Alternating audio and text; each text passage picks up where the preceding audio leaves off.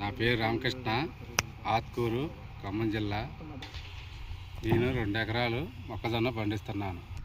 మా దగ్గర కలుపు, వెయ్యారబామ, ఎలకజీమిడి, తుంగ, గరిక బాగా ఉంటాయి. మొక్కజొన్నలో 20 రోజుల తర్వాత కలుపు నిమిత్తం బ్రూసియా అనే మందు బ్రూసియా మందు కొట్టిన తర్వాత 3వ రోజు నుంచి 4వ రోజు నుంచి పూర్తిగా గడ్డంతా మాడిపోయిందండి. అన్ని జాతులు కలగా చనిపోయాయి. బాగా పూర్తిగా మాడిపోయిందండి. మందు కొట్టడం పూర్తిగా చల్లబడిపోయింది.